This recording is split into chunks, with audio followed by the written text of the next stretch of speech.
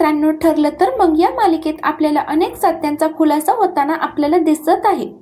मालिका आता खूपच रंजक वळणावरती आलेली आहे। मुळातच बाबूंनी रविराजांना पाहिलंय, रविराजांनी बाबूला पाहिलंय आणि चिडलेल्या रविराजांनी ज्या वेळेला बाबूवरती हल्ला केलाय तेव्हा बाबूने जे काही सत्य सांगितलंय त्यामुळे त्यावेळी मात्र रविराज हादरून गेले।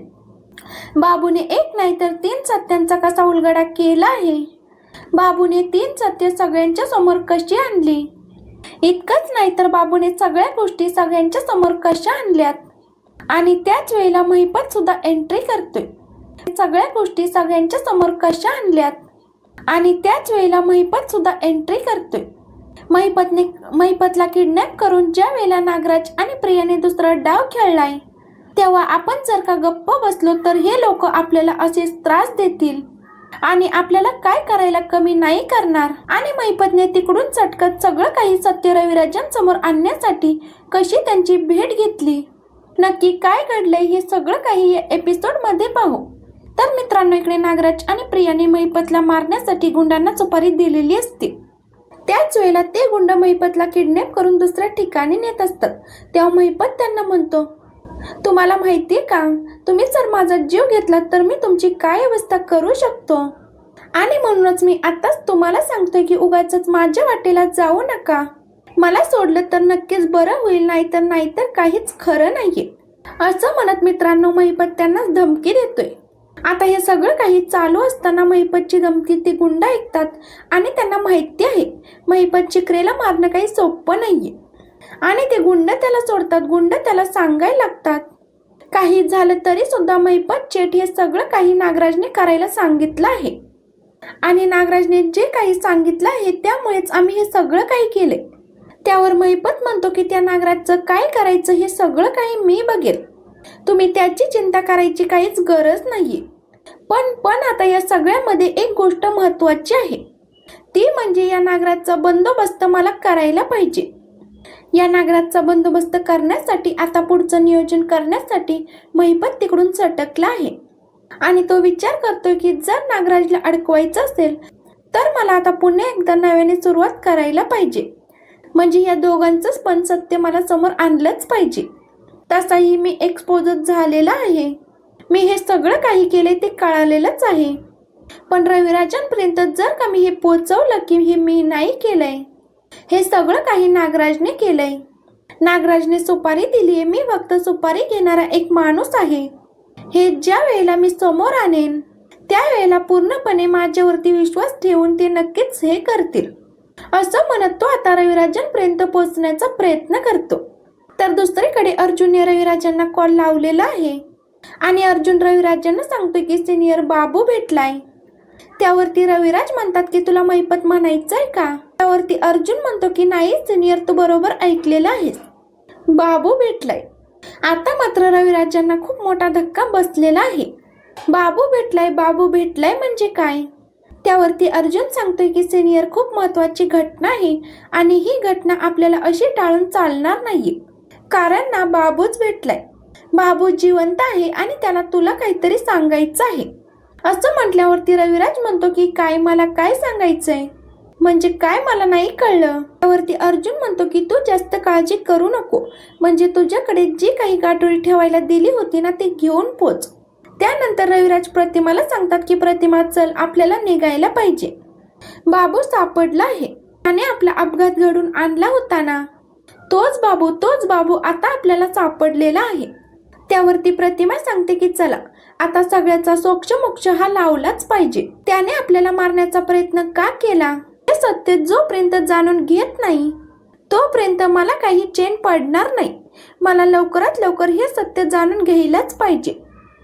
त्यावरती रविराज तिला सांगतो की आपल्याला निघताना ती गाठोडी ठेवलेली आहेत ना ती आपल्याला घेऊन जायची, ती गाठोडी घेतली जातात।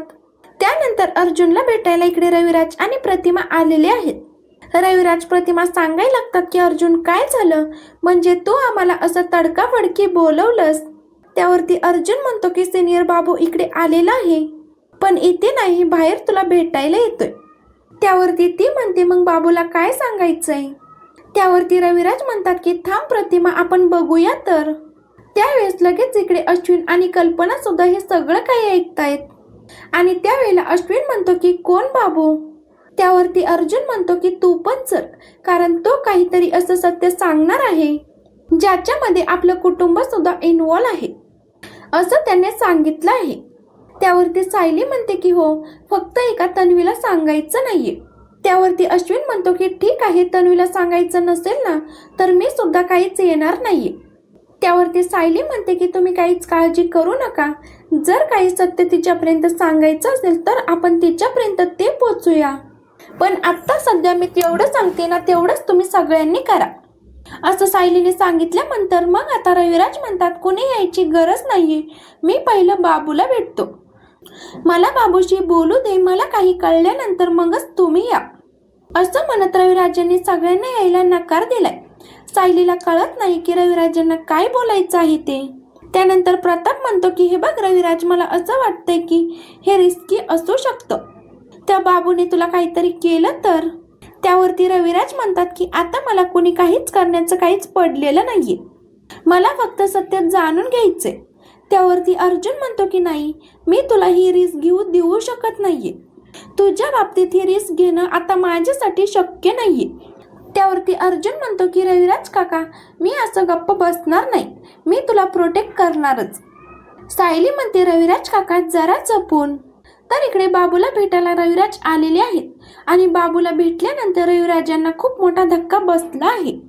आणि बाबू तू असं म्हणत रविराजांनी बाबूचा गळा पकडलाय. त्यावरती बाबू सांगतो की ऐका, मी जे काही सांगतोय ना ते ऐका. आणि सगळ्यात महत्वाचं एक सत्य म्हणजे आता मला सुपारी दिली होती ती महिपतने, पण महिपतला सुपारी देणारा तुमच्यात घरचा कोणीतरी आहे. आता खरं तर मी अर्जुन सायलीला सगळं काही खरं सांगू शकत होतो, पण मला त्यांना काही सत्य सांगायचं नव्हतं. खरं सांगायचं तर हे सत्य आता तुम्हाला सांगायचं होतं. बाकी कुणी नाही तर तुमचा भाऊच या सगळ्यामध्ये इन्व्हॉल्व आहे आणि तुमच्या भावानेच हे सगळं काही केलेलं आहे. तुमचा भाऊ तुम्हाला आता सुद्धा मारण्याचा प्रयत्न करू शकतो आणि म्हणून जरा तुम्ही सावध राहा. आणि त्याचबरोबर महिपत शेतकऱ्याच्या मागावरती राहा. महिपत शिकरेने तुमच्या घरात एक तोतई मुलगी घुसवलेली आहे, ती मुलगी दुसरी तिसरी कुणी नसून तुमची मुलगी नाहीये. त्यावेळी रविराज म्हणतात की तू खोटं बोललास तर. त्यावरती बाबू म्हणतो की मी खोटं बोललो ना तर तुम्ही माझा जीव घ्यायला मोकळे आहात, पण माझ्यावरती एकदा विश्वास ठेवा. रविराजांना तो अशा काही गोष्टी सांगतो. त्यानंतर रविराज आता पूर्णपणे हादरलेले आहेत.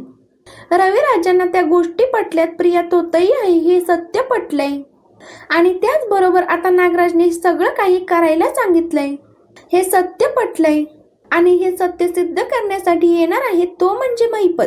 आता नागराज आणि प्रियाचं सत्य महिपत सुद्धा येऊन त्यांना सांगणार आहे. आता रविराजांना विश्वास ठेवण्या वाचून दुसरा कुठलाही मार्ग उरत नाही. आता या सगळ्यामध्ये ज्या वेळेला रविराजांसमोर सगळं काही सत्य येईल आणि रविराज हे सत्य मान्य करतील, त्यानंतर रविराज प्रिया सोबत आणि नागराज सोबत काय करणार हे पाहणं फारच रंजक ठरणार आहे.